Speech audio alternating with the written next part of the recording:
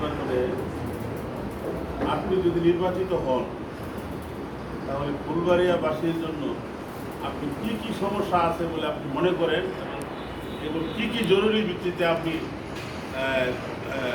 হাতে নেবেন ফুলবাড়িয়ার জনগণের জন্য?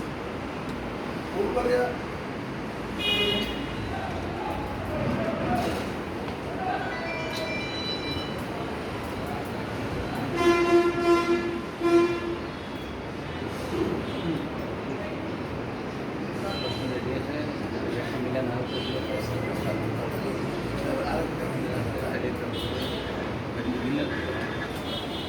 এখানে ফুলবাড়িয়ার সমস্যাটা আছে অনেক। সমস্যা যদি বলতে হয়, এখানে ফুলবাড়িতে যানজটের সমস্যা থাকে এবং এটা কিন্তু অনেক দূর আগেই গেছে, বাইপাস যে রাস্তা অনেক দূর কাজ কম আগেই গেছে এবং এখন যে বিষয়গুলো মাদক ব্যাপকভাবে আসছে এবং মানে ব্যাপকভাবে কিন্তু এটা বৃদ্ধি পাইছে এবং এই দুটার সমস্যা কিন্তু এটা একেবারে ভয়ঙ্কর সমস্যা। আর এখানে যানজটের যা বিশেষ করে আমার নাম যানজটটা দারুণভাবে হয়েছে, মানুষের একদম যে অবস্থা এবং আমাদের এখানে যে স্বাস্থ্যসেবা, এখানে স্বাস্থ্যসেবা থেকে ওইভাবে গেলে একটা সিগনেচার জায়গায় ভ্যাকসিন করাই, কিন্তু স্বাস্থ্যসেবাটা এখানে নিশ্চিত হচ্ছে এবং স্বাস্থ্যসেবাটা নিশ্চিত হওয়া দরকার। আসলে একাধিক সমস্যা আক্রান্ত আপাতত এইগুলো আমার মনে হয়েছে। আর পরবর্তীতে যদি আবারও বলছে নেতৃত্ব আমরা দাবি যদি ভাগ্যে থাকে আবারও ফার্স্ট যে কাজটা করবো, ফার্স্ট আপনাদের নিয়ে পয়সা চিহ্নিত করে সমস্যাগুলো ওই ভিত্তিতে কাজ করা হচ্ছে আপনাদের পরামর্শ যদি ভাগ্যে থাকে। ধন্যবাদ।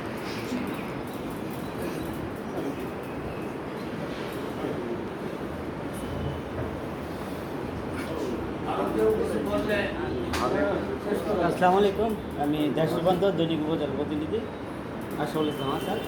আমি একটা বিষয় আমি প্রশ্ন করতে চাই। আপনি খুব কাছ থেকে আপনাকে খুব দেখছি, আপনি একজন দক্ষ বিজ্ঞ রাজনীতি প্রত্যন্ত অঞ্চলে আপনার ঘুরে বেড়ান এবং বাংলাদেশ আওয়ামী লীগের বৃহত্তর দল একটা সেক্রেটারি হিসেবে দায়িত্ব পালন করছেন।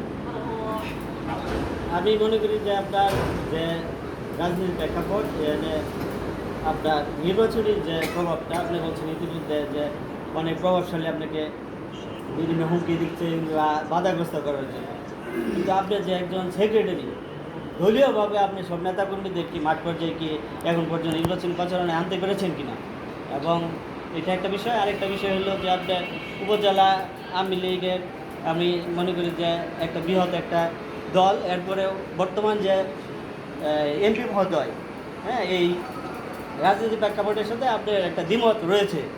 এখন এটা রাজনীতি নির্বাচনী প্রভাবটা কতটুকু ফেলবে আপনি মনে করেন যে এটা বিপর্যয় আছে কিনা, এবং আপনি আশঙ্কা করছেন কিনা এই নির্বাচনী যে ব্যালট, হ্যাঁ, এটা আপনার বিপক্ষে থাকবে কিনা এই বিষয়ে?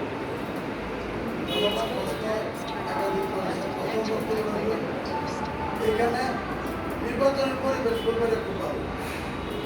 আমি এই বর্তমান পরিবেশ যে আছে, আমি এই পরিবেশ নিয়ে প্রার্থী হিসেবে সন্তুষ্ট। এই পরিবেশ আইন শৃঙ্খলা বাহিনী, নির্বাচন কমিশন, তাদের যে কার্যক্রম আমি সন্তুষ্ট আছি। আর আমাকে কেউ এরকম কোনো কথাবার্তা আমার সাথে নাই। আর কর্মীরা বিচ্ছিন্ন ঘটনা ঘটেছে, এটা আমি আইন শৃঙ্খলা বাহিনীকে জানিয়েছি, এটা ওনারা ব্যবস্থা নিয়েছে। আমি আইন শৃঙ্খলা বাহিনী অফিসার ইনচার্জ যিনি আছেন রাশেদুজ্জামান খান, ওনার কার্যক্রমের প্রতি আমি সন্তুষ্ট। উনি তাৎক্ষণিক ব্যবস্থা নিয়েছেন এবং ওনার ব্যবস্থা নেওয়ার কারণে পরিস্থিতি শান্ত অফিসার ইনচার্জ রাশেদুজ্জামান খানকে ধন্যবাদ জানাচ্ছি। এবং যে নির্বাচন কর্মকর্তা আছে তাজুল রায়হান, ওনাকেও আমি ধন্যবাদ জানাচ্ছি। এখন পর্যন্ত পরিবেশ উনি স্বাভাবিক আছে। কিন্তু আমি যেটা বলতেছি, আমি তো আর দলীয় ব্যাপার যেটা বললেন, আপনি এখানে দেখবেন আমি প্রার্থী ছাড়া কাউকে কিন্তু এখানে রাখি না। যেহেতু আমি নির্দলীয় প্রার্থী, সেখানে দলীয় একটা আমি কিন্তু কাউকে এখানে রাখি না। শুধু আমি একক প্রার্থী। আজকে উনি উপজেলা আওয়ামী লীগের দপ্তর সম্পাদক, আমি ওনাকে কিন্তু দাওয়াত দিয়েছি সাংবাদিক হিসাবে। সুতরাং আমি প্রার্থী, আমি একক আসছি। আর আমি দলীয় নেতাকর্মী যারা আছে, আমি দলের সাধারণ সম্পাদক, এটা তো বলার অপেক্ষা রাখে না। কিন্তু আমি যে সারাটি পেয়েছি দলমত নির্বিশেষে, এটা আলহামদুলিল্লাহ আল্লাহর কাছে শুকরিয়া। আমি সারাটা শুধু আমার দল না, আমি দলমত নির্বিশেষে আমি সারা পেয়েছি, যে একজন ব্যক্তি হিসাবে এই এলাকায় কাজ করবে এই হিসাবে। আর আপনি যেটা বললেন প্রভাবশালী ব্যক্তি দু একজন কে কি করতেছে, এটা আপনারাও জানেন। আমি কারো নাম বলবো না, আমি কারো নাম বলবো না, এখানে নাম বলার দরকার নাই, কারণ কোনো কিছুই কিন্তু গোপন থাকে না। নির্বাচন কমিশনের যে নীতিমালা আছে এবং কে কি করতে পারবে কে কি করতে পারবে না, আমি মনে করি যার যার জায়গায় যারা, তাদের নিরপেক্ষ থাকা উচিত। এখানে যারা প্রার্থী সবাই আমরা নিজেরাই এই উপজেলারই কারো ভাই কারো বন্ধু, কোনো না কোনোভাবে কাছে। এখানে আমরা একটা উৎসব মুখর পরিবেশে নির্বাচন করি, জনগণ যাকে ভোট দেয় উনি নির্বাচিত হন। কিন্তু আমার আশঙ্কা, যেটা আমি প্রথমেই বলছি, এখানে বিভিন্ন ধরনের ডালপালা বিস্তার করতেছে, বিভিন্ন ধরনের প্রচারণা চালানো হচ্ছে, বিভিন্ন ধরনের ভোটারদের ইনফ্লুয়েন্স করা হচ্ছে।